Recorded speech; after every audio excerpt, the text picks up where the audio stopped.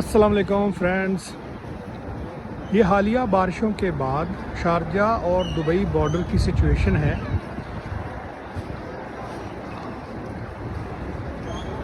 हमें Sharjah government, UAE government को appreciate करना चाहिए कि इन्होंने बहुत क्विक रिस्पांस के साथ रिहैबिलिटेशन का सारा काम जो है वो चला रहे हैं। आप देखिए, ये मशीनरी, बहुत सारे कंटेनर्स लगे हुए हैं, मशीनरी को पहुंचा दिया है और पानी निकालने का काम जारी है। उम्मीद है आज या कल तक सारा पानी निकाल के शेख जायद रोड और शेख राशिद बिन मखदूम रोड, जिसको E11 भी बोलते हैं, ट्रैफिक के लिए बहाल कर दिया जाएगा।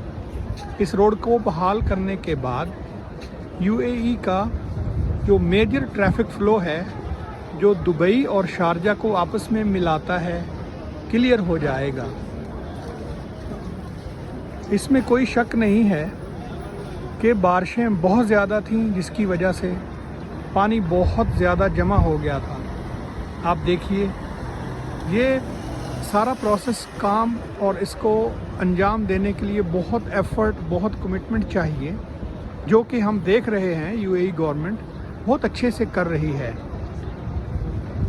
इसके साथ साथ यूएई के रहने वाले जो लोग हैं, उन्होंने अपनी मदद आपके तहत दूसरे लोगों की बहुत मदद की। जो लोग रोड्स के ऊपर फंस गए थे या जिनकी गाड़ियां रोड के ऊपर ख़राब हो गई थी, बारिशों में, सैलाब में फंस गई थी, उनको निकालने और ट्रैफिक बहुत ज़्यादा जाम होने की वजह से जो लोग गाड़ियों के अंदर महसूर होकर रह गए थे, उनको खाना, पानी और चॉकलेट वगैरह उनको पहुंचाई, जो कि आप बहुत सारी वीडियोस में देख चुके हैं। तो ये इंसानियत है और ये एक जज्बा है जिसकी वजह से अल्लाह ने बहुत बरकत डाली हुई है इस मुल्क में।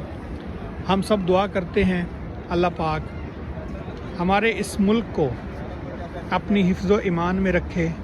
आप लोग भी दुआ करें, अल्लाह पाक इस आफत से इस मुल्क को महफूज रखे। अल्लाह तबारक व तआला हम सब को अपने हिफ्ज़ व ईमान में रखे।